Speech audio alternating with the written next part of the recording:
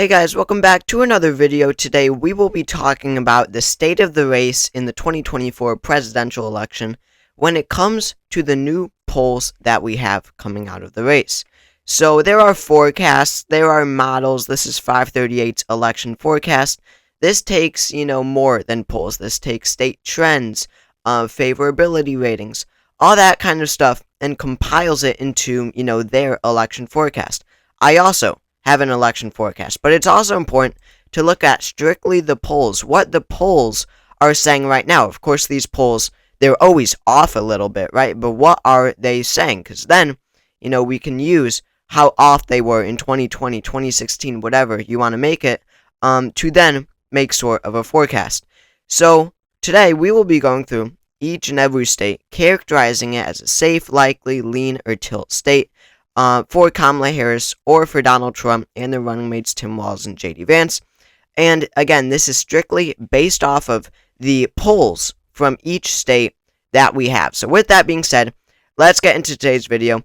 And remember, this is a relatively new race, Kamala Harris versus Donald Trump, and we still don't have a single poll from many states. Most of those, or every one of those states, being safe states, meaning we know how they're going to vote. We don't even have to look at the polling numbers here, because they certainly show a safe margin for each of the candidates, meaning a 15% margin or more. So, for example, that's like Hawaii, California, Washington, and we're going to throw in some more when we look at the polling. Maybe some do show that it is a safe state.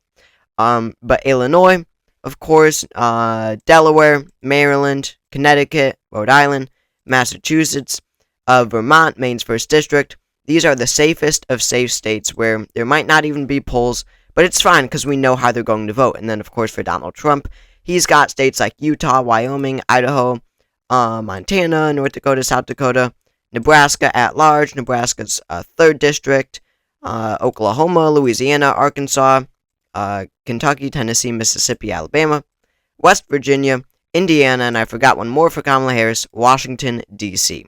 So after all of these safe states, Kamala Harris and Tim Walz off to an impressive lead with 131 electoral votes. Donald Trump and JD Vance bit down at 96, not even at 100 yet. So now we will start looking at the actual polls that we have here, and there are quite a few states that are right around that 15% margin to make it a safe state, or right below it. It will be shown, of course, when we look at these polls. So these are the national numbers, by the way. But we can actually see what the polling average in each individual state is. So, for example, we'll start on the West Coast. I didn't include Oregon. We'll see if there are any Harris versus Trump polls, which there are. There are only 2 from the Hoffman Research Group that was conducted in July. That shows a very close race, right? Much closer than anyone could have expected. Now, this is 2 polls. Obviously, there are going to be outliers. I absolutely think Kamala Harris will win the state by more than 5%. Not to mention, these polls are extremely outdated. However, we do have to consider that the average is 5%, making it a likely margin state. A likely margin is a 5 to 15% margin. So now we will move on. Oregon is one of those states that I think will be right near that safe margin. But you've got a state like Colorado as well that's right around that likely to safe margin. We see there have been 3 polls conducted. In most of these non-competitive states, there's going to be very few polls conducted. But in a state like Colorado, again, right, there's only 3, which makes sense. It's not going to be competitive. And they show Harris plus 10, plus 11, and plus 15. All the others that you're going to see are with Joe Biden versus Donald Trump and Robert F. Kennedy Jr. when he was in the race. But starting at the top, these are the most recent. So again, 10, 11, and 15-point margins for Harris. When you average those out, of course, it falls right around 13%, and it does make it a likely state. So now we will move on to another state. We'll move right over, we'll go over to New Jersey and then New York. Again, these are the extremely Democratic states, but there are some polls conducted. So going down to New Jersey, we see there has not been a single poll conducted, which is weird. I thought I saw one a little while ago. But if there's no poll, then we can, expect the state to be a safe margin. That is what we will characterize it as. And then you've got New York, right below it. You've got New York. Emerson College with The Hill shows Kamala Harris ahead by 14. Before that, in the New York Times, a pretty good pollster, Harris was ahead by 13 and 12 respectively, and that was in the beginning of September. So we've had quite a few polls from New York, and you see that almost all of them fall within 10 to 15%. So obviously a likely margin state for Kamala Harris, quite a decrease from the 23 points that Joe Biden won it by in the 2020 election. So now we will look at our electoral map here, and we will head over to some less Democratic states. Now, mind you, these are going to end up Democratic for sure. We know that as a fact. It would be a huge upset if Donald Trump does win some of these, but they are not as not quite as safe as New York, as New Jersey, as Oregon, as Washington, as California. So these are states like New Mexico, Minnesota, Virginia, for example, that will go to Kamala Harris, but again, they're not quite safe, and we'll see what the polls reflect. So, for example, of course, there was New Mexico as a prime example of this. They voted for Joe Biden in the last election by 10 points, so you could, just see how it is a relatively very Democratic state. It doesn't list any polls, but, there are polls, sorry. And there have actually been a good amount of polls here conducted, surprisingly. Harris ahead by 8, by 10, by 5, by 7, by 11, by 7. All of these, despite some variation of margin, it goes from 7 all the way up to 11.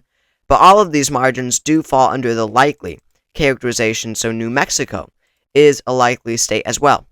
And then we'll move over to Minnesota, a state very similar electorally as New Mexico with a high amount of independent voters.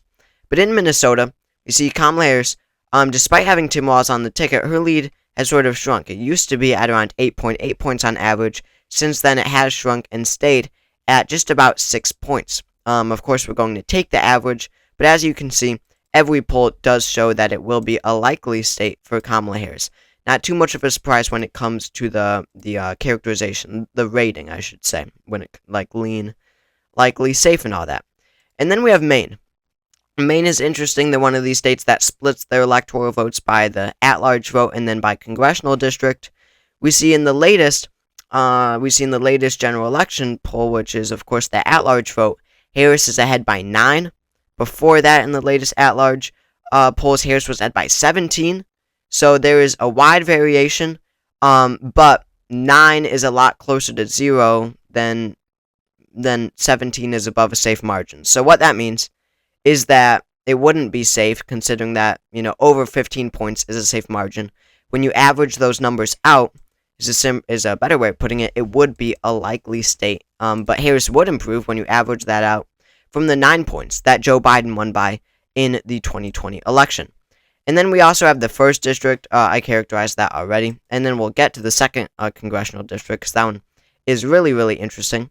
Now we will move over to the state of New Hampshire, a state extremely similar, I should say, to the politics of Maine. And in New Hampshire, Kamala Harris, she has kept a very steady lead of 7%, just above 7%. Today, on average, she sits at 7.2%. For reference, Joe Biden won it by 7.4, so she is basically matching how much Joe Biden won it by in the 2020 election. So New Hampshire is a likely Democratic state. And now we'll move down to a state that was almost toss-up when Joe Biden was back in the race. He was performing very horribly in this state, that being Virginia. But, of course, Harris has been able to make a comeback. Today, she leads on average by 6.8%. Remember, anything from 5 to 15% is a likely margin state. So Virginia would go to Kamala Harris by a likely margin. So now we will move on to some Donald Trump states. He has quite a few. Like Oregon and New York and Colorado, he has a few that are extremely close to being safe states. So we'll start with Alaska, since it's an A state, one of the first in alphabetical order. It's the second. We have had 2 Harris versus Trump polls, and they were surprisingly close. And even the better pollster, Alaska Survey Research, they have been very accurate recently, has Donald Trump ahead by only 5%. So on average, he leads by 7.5%. Not good news for him at all. He won it by 10% in the 2020 election, but it is still a likely margin victory for him there. And then we'll move on to, we'll go over to Nebraska. We will go over to this Great Plains. They also split their electoral votes by congressional district. So there have been a lot of polls in the 2nd district, since that one is kind of competitive. But in the latest poll in the 1st district, we'll see if there... Alright, so there aren't even any polls, I don't think. Unfortunately, which is a shame. So we will just put it as safe Republican. Again, if there are no polls, then that's how we will characterize it. So then we've got Kansas, Missouri, South Carolina, these states that are extremely Republican, but aren't quite safe. We'll head over to Kansas first and foremost. This one went likely to Trump in 2020 by 14.9%. And there have been no Harris versus Trump polls. I should have known, but I actually forgot. Now, Missouri, I know. There are quite a few Harris versus Trump polls, and they actually give us an average here. It is surprisingly, shockingly close, really. Donald Trump is only ahead by 12% in the state, so it's not necessarily competitive, but that is a lot closer than the 15.4 that Trump won it by in the last election in 2020. So Missouri is a likely state. That is really surprising to me. And then we'll go down to the South, the deep South, that being South Carolina. They voted for Donald Trump by 11 points in the last election, and there are no Harris versus Trump polls, so I guess we'll characterize it safe, even though it won't be. But whatever. Since we did it for all the others, we will continue that trend. So now we are entering a new stage when it comes to characterizing these states. These are going to get a lot closer. We have new polls from states like Iowa and Ohio. Even though they were, likely for Trump in 2020, a lot of these states are narrowing down in 2024. But there are a few ones that may or may not be likely, and we'll start with those. First and foremost, Nebraska's 2nd congressional district, which I mentioned briefly when we were, of course, talking about Nebraska. So in the latest polls, Harris is ahead by 9, by 8 in the 2nd district, by 11, that was a real shocker, by 5. So all of those margins do fall under a likely characterization. I absolutely think Nebraska's 2nd will be a likely state for Kamala Harris in 2024. And then we have Maine's 2nd district. So this one is really odd because they voted for Donald Trump by a very impressive 7 points in 2020. He won it by 10 points in 2016. That was an even bigger shock. However, the latest polls from Maine's 2nd district actually show a really tight race here. I don't know about the most recent ones. Yeah, so this one looks accurate. Trump is ahead by 7, but look at some of the ones before that. Harris is winning in the 2nd district, right here, 2nd district in 2024, by 5 points. So you've got 2 plus 5, well, basically 1, because they just included third-party candidates in one.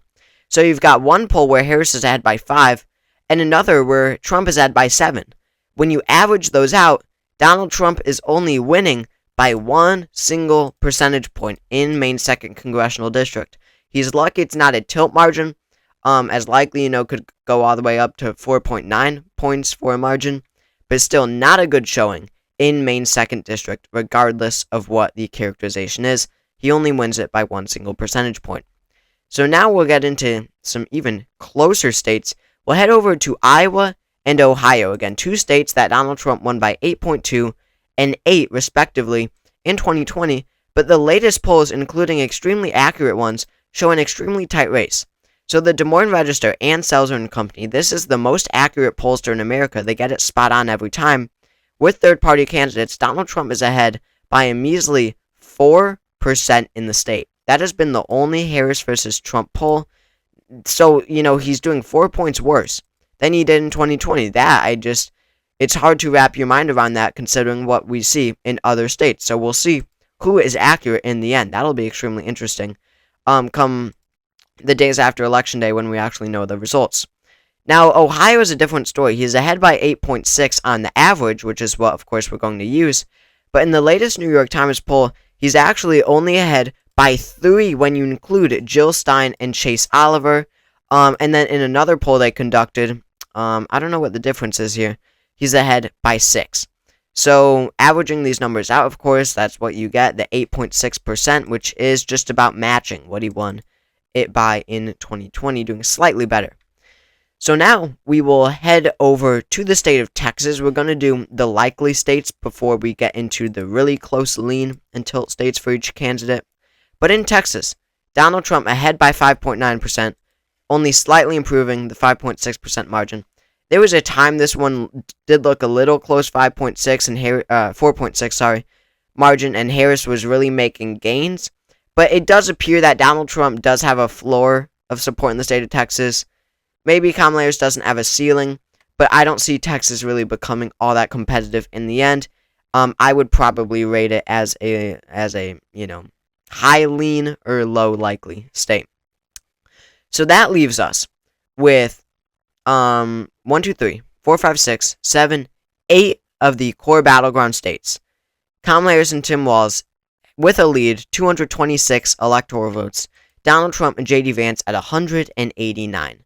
So starting with the state of Florida, a critical 30 electoral votes that would absolutely provide a huge boost for for Donald Trump and J.D. Vance. Well, of course, for both of them.